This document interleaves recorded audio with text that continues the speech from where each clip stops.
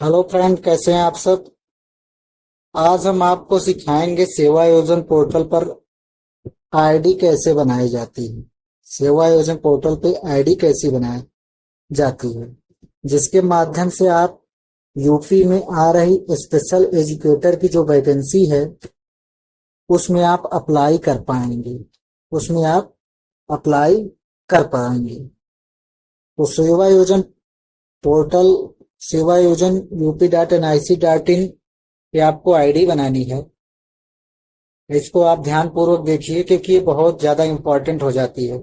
और यदि आपकी सेवा योजन पोर्टल पर आईडी नहीं बने रहेगी तो आपको यूपी स्पेशल एजुकेटर की जो संविदा पे या एडहॉक जो भी आप कह लीजिए उस वैकेंसी में आप एलिजिबल नहीं हो पाएंगे, क्योंकि उसी के अनुसार आपका जो ईमेल पे मैसेज जाता है कि आपका चयन किया गया है, आपको इस दिन इंटरव्यू इस जगह पर बुलाया गया है, तो आप इसके माध्यम से ही जानकारी पाएंगे। आपको सेवा योजन पे आईडी जरूर बनानी है यदि आपको यूपी में कॉन्ट्रैक्ट बेस पे स्पेशल एजुकेटर की वैकेंसी चाहिए। तो चलिए हम देखते हैं किस प्रकार आईडी बनाई जाती है। User manual job seeker. सेवा योजन पोर्टल पर पंजीकरण हेतु बेरोजगार अभ्यर्थी किसी भी ब्राउजर में सर्वप्रथम सेवा योजन UP.NIC.in टाइप करें। आप गूगल पे जाते हैं या क्रोम ब्राउजर पे जाते हैं, आप उस पे क्लिक करिए सेवा योजन UP.NIC.in, जिसमें सेवा योजन पोर्टल का होम पेज खुल जाएगा। तत्पश्चात मुख्य पृष्ठ उपलब्ध पंजीकरण बटन पर क्लिक करें। आपको बकायदा इसमें दिखाया जाएगा, आप परेशान मत होइए। ये पंजीकरण है, आपको इस पर क्लिक करना है। किस पर? पंजीकरण में। आप पंजीकरण में क्लिक कर दिए तो यहाँ पे आ जाएगा जॉब सीकर, नियोजक, नौकरियां, अनुबंध, और नीचे क्या है? रोजगार मेला, कैरियर काउंसलिंग, पंजीकरण, लॉगिन, कर्मचारी चयन सेवा आयोग, लोक सेवा आयोग, उत्तर प्रदेश अधीनस्थ सेवा चयन आयोग, उत्तर प्रदेश पुलिस भर्ती एवं प्रोन्नति बोर्ड। ये सब आपको नहीं देखना है, आपको आगे बढ़ना है। पंजीकरण क्लिक करने पर इस बटन पर क्लिक करने के उपरांत निःशुल्क अकाउंट बनाएं पेज खुल जाएगा, जिस पर उपयोगकर्ता वर्ग में जॉब सीकर चयन करें। क्या चयन करना है? जॉब सीकर चयन करें एवं अपना नाम, mobile number, user ID, password, email इत्यादि प्रविष्ट करने के उपरांत अपलोड करें। निःशुल्क अकाउंट बनाए पेज, तो इस पे आपको क्लिक करना है। किस पे? इस पे आपको क्लिक करना है। जब आप इसको क्लिक करेंगे तो आएगा ऑनलाइन पंजीयन। जॉब सीकर है तो जॉब सीकर में आपको क्लिक करना है। तो जॉब सीकर में क्या आएगा? ऑनलाइन पंजीयन कहीं भी समस्त सरकारी नौकरियां पोर्टल पर उपलब्ध, ऑनलाइन आवेदन की सुविधा, ईमेल के माध्यम से नौकरी की सूचना, श्रेणी, स्थान, विभाग, वेतन के अनुरूप नौकरी खोजने की सुविधा। जब आप उसको चयन करेंगे तो आप पाएंगे जॉब सीकर श्रेणी आपने चुना है, तो वहां पे आप नाम, मोबाइल नंबर, 10 अंकों का मोबाइल नंबर दर्ज करें, यूजर आईडी, पासवर्ड की पुष्टि कीजिए, ईमेल आईडी, नया कैप्चा चुने और इसको आप प्रविष्ट कर दें। अब पासवर्ड कम से कम 8 और अधिकतम 12 वर्णों का होना चाहिए। कम से कम एक वर्ण अपर केस में एवं एक लोअर केस में होना चाहिए। पासवर्ड में कम से कम एक स्पेशल कैरेक्टर भी होना चाहिए। स्पेशल कैरेक्टर की मान्य सूची ये है, जैसे कि आपका नाम मान लीजिए मानेंद्र है। आपका नाम मानेंद्र है तो आप मानेंद्र @1 2 3 या 4 5 6 या आप जो भी बनाना चाहते हैं आईडी, आप उस प्रकार आईडी बना सकते हैं। चलिए आगे देखते हैं। तत्पश्चात आपके पंजीकृत मोबाइल पर एक वेरिफिकेशन कोड प्राप्त होगा। आप वहां पे प्रविष्ट करेंगे सब जॉब सीकर में चयन करने के बाद। जॉब सीकर आपने चुना है, जॉब सीकर के बाद आपको एक वेरिफिकेशन कोड प्राप्त होगा वहां पे, जो आपने अभी दर्ज किया है। इस कोड को पोर्टल में प्रविष्ट करने के उपरांत अभ्यर्थी को डैशबोर्ड पेज दिखाई देगा, जिस पर आवेदित नौकरियां, नियत साक्षात्कार, समस्त नौकरियां, प्रोफाइल विजिट की सूचना प्रदर्शित होगी। ये देखिए आपका इस प्रकार खुल जाएगा, आवेदित नौकरियां, नियत साक्षात्कार, समस्त नौकरियां, प्रोफाइल विजिट। आपने वहां पे अपना सब कुछ किया है। अब यहाँ पे आपका आ जाएगा व्यक्तिगत संपर्क, शारीरिक, शैक्षिक, भाषा, अनुभव, कौशल, वरीयता, घोषणा। आपको इस सारे पेज को फिलअप करना है। आपने वहां पे भरा है, आपका आ जाएगा नाम, पिता का नाम, जन्म तिथि, आवासीय पता, शिक्षा का उच्चतम स्तर, नौकरी, वरीयता।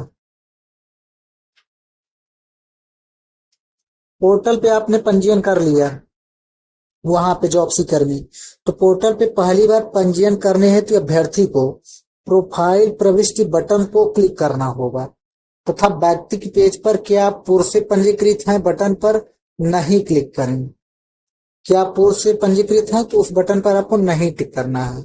जिसके उपरांत व्यक्तिगत संपर्क, शारीरिक, शैक्षिक, भाषा ज्ञान, कार्यानुभव, कौशल, वरीयताएं तथा घोषणा पेज दिखाई देगी। इन सभी पृष्ठों पर क्लिक कर वांछित समस्त सूचनाएं प्रविष्ट करेंगे। अब आपको व्यक्तिगत सूचनाएं आपको भरनी है। अब यहाँ पे जैसे आपका खुला कि आप पूर्व से पंजीकृत हैं, तो आपको वहां पे भरना है नहीं। आपको व्यक्तिगत जानकारी में आपका प्रथम नाम क्या है, मध्य नाम क्या है, अंतिम नाम क्या है। जैसे मेरा नाम मानेंद्र है तो प्रथम नाम हुआ, मध्य नाम कुमार हो गया, अंतिम नाम शुक्ला हो गया। तो इस प्रकार आपको व्यक्तिगत जानकारी भरनी है। हिंदी में आप यहाँ पे अपना नाम लिख देंगे। लिंग में आप पुरुष हैं, महिला हैं या ट्रांसजेंडर है, इसको आपको क्लिक करना होगा। व्यक्तिगत स्थिति, यदि आप विवाहित या अविवाहित है, इसका चुनाव करेंगे। जन्म तिथि आप अपना डालेंगे। फिर पिता का नाम सही से भरेंगे। फिर पिता का नाम आप हिंदी में भरेंगे। फिर माता का नाम सिलेक्ट करेंगे। फिर माता का नाम हिंदी में सिलेक्ट करेंगे। फिर आपका धर्म क्या है, हिंदू है आपको सिलेक्ट करना है या मुस्लिम है, जो भी है आप उसको सिलेक्ट करेंगे। वर्ग क्या है आपका, सामान्य या ओबीसी, एससी, एसटी, आपका जो भी है आप उसको क्लिक करेंगे। क्षैतिज आरक्षण श्रेणी, यदि आप खिलाड़ी हैं तो आपको आरक्षण मिलेगा। भूतपूर्व सैनिक हैं, स्वतंत्रता संग्राम सेनानी हैं, विकलांगजन है या महिला है, आपको तभी आरक्षण का लाभ मिलेगा क्षैतिज आरक्षण श्रेणी में। कार्यालय, जनपद का नाम आपको लिखना है कि आपका जिला कौन सा है। समीपस्थ कार्यालय क्या है, क्षेत्रीय सेवा आयोजन कार्यालय जैसे आपका प्रयागराज है, कानपुर है, आपको सब यहाँ पे डिटेल भरना है। फिर पहचान विवरण में आप क्या लगाते हैं, आधार कार्ड या पैन कार्ड। आधार कार्ड लगाएंगे तो आपको आधार कार्ड संख्या लिखना पड़ेगा।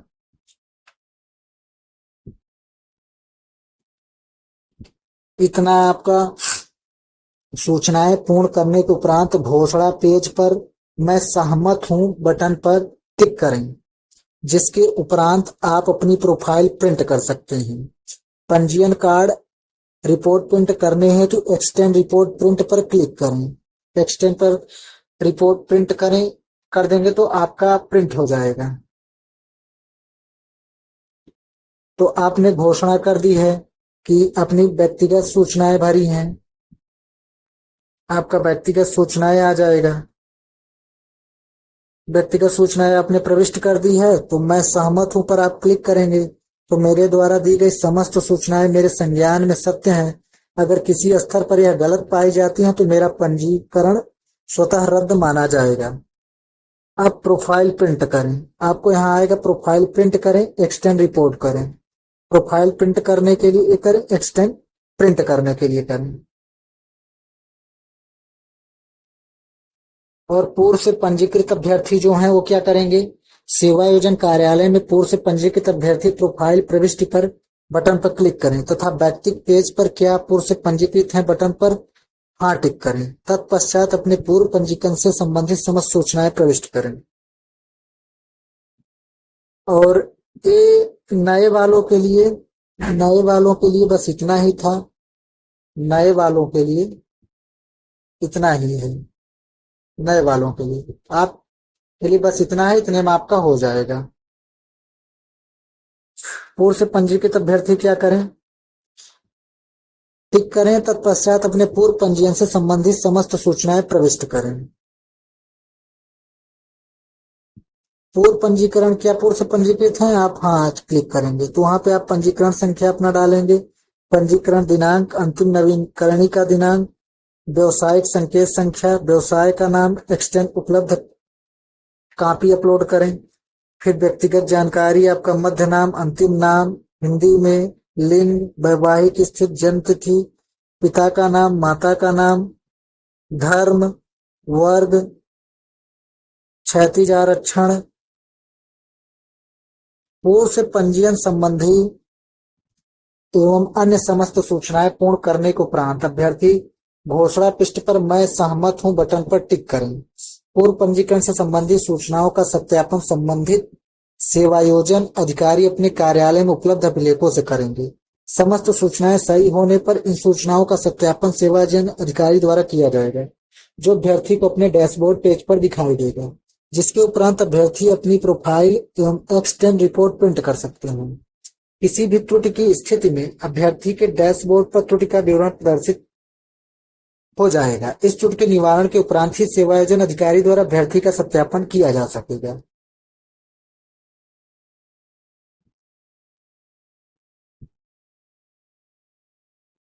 अब आपका आता है आवेदित नौकरियां।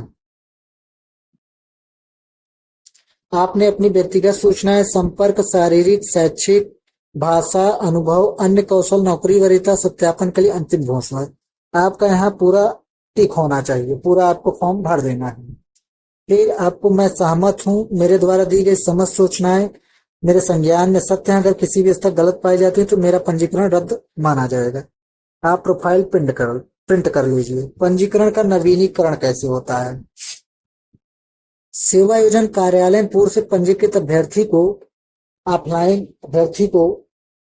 पंजीकरण का नवीनीकरण कराने हेतु सर्वप्रथम पोर्टल पर अपने पूर्व पंजीकरण से संबंधित एवं अन्य समस्त सूचनाएं प्रविष्ट करनी होगी। इन सूचनाओं को सेवायोजन अधिकारी द्वारा सत्यापन के उपरांत घोषणा पेज पर अभ्यर्थी को नवीनीकरण का लिंक प्राप्त होगा, जिस पर क्लिक करने के उपरांत अभ्यर्थी के पंजीयन के नवीनीकरण की सूचना कार्यालय को प्राप्त हो जाएगा। कार्यालय द्वारा सत्यापन के उपरांत अभ्यर्थी के पंजीयन का नवीनीकरण हो जाएगा, जिसकी सूचना अभ्यर्थी के डैशबोर्ड पेज पर दिखाई देगी, जिसके उपरांत अभ्यर्थी नवीनीकृत एक्सटेंड रिपोर्ट प्रिंट कर सकते हैं।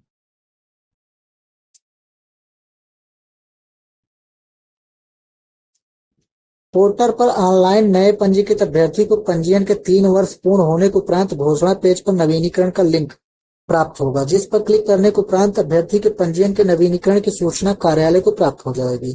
कार्यालय द्वारा सत्यापन के उपरांत अभ्यर्थी के पंजीयन का नवीनीकरण हो जाएगा, जिसकी सूचना अभ्यर्थी के डैशबोर्ड पेज पर दिखाई देगी, जिसके उपरांत अभ्यर्थी नवीनीकृत एक्सटेंड रिपोर्ट प्रिंट कर सकते हैं। शैक्षिक योग्यता में यदि आपकी वृद्धि होती है तब आपको क्या करना है? पंजीकरण के उपरांत नवीन शैक्षिक योग्यता जोड़ने हेतु शैक्षिक पेज पर जाएं। क्या आप पंजीयन उपरांत शैक्षिक योग्यता बढ़ाना चाहते हैं? लिंक पर क्लिक करें। इसके उपरांत शैक्षिक योग्यता जोड़ें, लिंक पर क्लिक कर आप नई शैक्षिक योग्यता जोड़ सकते हैं। शैक्षिक योग्यता, आप शैक्षिक योग्यता पे क्लिक करके आप शैक्षिक योग्यता को बढ़ा दीजिए। अब जैसे आप शिक्षित हैं, हाँ, तो आपने बीएससी कंप्लीट कर लिया, एमसीए कंप्लीट कर लिया, तो आप नवीन शैक्षिक योग्यता जोड़े में क्लिक करके आप यहां से नई शैक्षिक योग्यता को जोड़ सकते हैं। आपके कौशल में वृद्धि होती है, जैसे पंजीयन के उपरांत कौशल में वृद्धि हेतु कौशल पेज पर जाएं तथा क्या आप पंजीयन उपरांत कौशल में वृद्धि चाहते हैं? लिंक पर क्लिक करें, तत्पश्चात नया कौशल जोड़ें पर क्लिक करें। इस प्रकार आप कौशल में वृद्धि कर सकते हैं।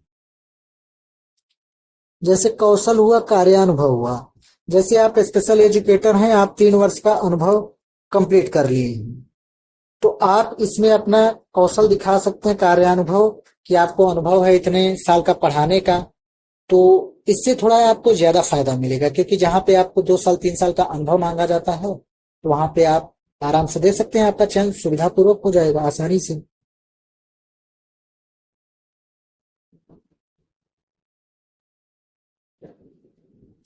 अनुभव में वृद्धि, पंजीयन के उपरांत अनुभव में वृद्धि है तो अनुभव पेज पर जाएं तथा क्या आप पंजीयन उपरांत अनुभव में वृद्धि चाहते हैं, लिंक पर क्लिक करें, तत्पश्चात नया अनुभव जोड़े पर क्लिक करें। इस प्रकार आप अनुभव में वृद्धि कर सकते हैं। तो जैसे आपका कार्य अनुभव भी हमने बताया, तो क्या आपको कोई कार्य करने का अनुभव है तो आप यहाँ पे हाँ क्लिक करिए। अनुभव की कुल अवधि, आप यहाँ जैसे 3 वर्ष है आप 3 वर्ष लिख दीजिए। वर्तमान अंतिम रोजगार का विवरण दे दीजिए। अनुभव विवरण में आपको भरना है कि आप किस क्षेत्र में किए हैं, नियोजन का प्रकार क्या है, सेवा ग्रहण करने की तिथि, सेवा त्यागने का कारण क्या है, सेवा त्यागने पर भुगतान क्या आप अभी नौकरी में है, संस्थान कंपनी का नाम, पद का नाम, कार्य की प्रति, सेवा त्यागने की तिथि आपको करना है तथा अनुभव हिस्ट्री में आपको संस्थान कंपनी का नाम, पद नाम, सेवा ग्रहण करने की तिथि, सेवा त्यागने की तिथि, अंतिम वेतन क्या है। आप अनुभव को आप जहां से भी अपना सर्टिफिकेट बनवाएंगे वहां से आपको अनुभव प्रमाण पत्र आपको यहाँ पे नया अनुभव जोड़ सकते हैं यहां से क्लिक करके। अभ्यर्थी आवेदित नौकरियां लिंक पर क्लिक कर उसके द्वारा आवेदित समस्त नौकरियों के विषय में जानकारी प्राप्त कर सकता है। आवेदित नौकरियों में रिक्ति का प्रकार, समस्त रिक्ति में आप डालें, वेतन सीमा डालिए आप, जैसे 15,950 है आपकी सैलरी स्पेशल एजुकेटर यूपी में, तो आप यहाँ वेतन सीमा डालिए, फिर अपने जिला का नाम, फिर सेक्टर डालिए, शैक्षिक योग्यता डालिए, तो आपके यहाँ आ जाएगी नौकरियों का रोजगार मेला, रिक्तियां प्रदर्शित हो जाएंगी आपको इसमें। फिर यहाँ रिक्ति का विवरण में आ जाइए, तो रिक्ति विवरण खोलेंगे तो आपको रिक्ति दिखेगी, फिर आवेदन करें तो आप इस पर क्लिक कर देंगे तो आवेदन अपने आप हो जाएगा, क्योंकि आपकी शैक्षिक योग्यता पहले से फिल हो चुकी है। तो आप इसके अनुसार आप कर सकते हैं। जैसे आप मशीन ऑपरेटर है, आपको यहीं पे स्पेशल एजुकेटर लिखा रहेगा, स्पेशल एजुकेटर लिखा रहेगा, स्पेशल एजुकेटर, इसी में आपका लिखा रहेगा 1 से 5, 6 से 8, योग्यता में स्पेशल डीएड, स्पेशल बीएड, अनुभव मांगता है तो अनुभव लिख देगा, और यहाँ पे कुल रिक्तियां प्रदर्शित होंगी और वेतन माह दिख जाएगा, तो आप यहाँ पे आवेदन कर दें। पासवर्ड परिवर्तन, पासवर्ड परिवर्तन लिंक पर क्लिक कर अभ्यर्थी अपना पासवर्ड परिवर्तन कर सकता है। लॉग आउट लिंक पर क्लिक कर अभ्यर्थी वापस लॉग इन पेज पर पहुंच जाता है। आप यहां से पासवर्ड परिवर्तन, पुराना पासवर्ड डालेंगे, फिर नया पासवर्ड, फिर पासवर्ड की पुष्टि कर दीजिए। पासवर्ड परिवर्तन से पासवर्ड आपका परिवर्तन हो जाएगा। कहने का मतलब ये है कि आपको सेवा योजन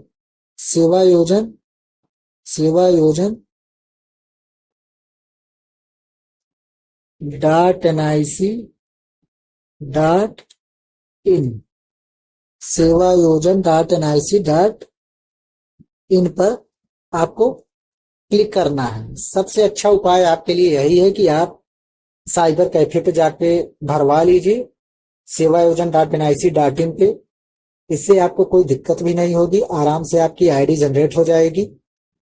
आपने से भरेंगे तो गलती करेंगे, लेकिन गलती इतना भी नहीं होगा क्योंकि इतनी उम्र हो गई है, तो आप फॉर्म को आराम से भर सकते हैं। लेकिन आप साइबर कैफे पे जाके करवा ले तो सबसे अच्छा रहेगा। इसे आप यूपी स्पेशल एजुकेटर में फॉर्म भर सकते हैं।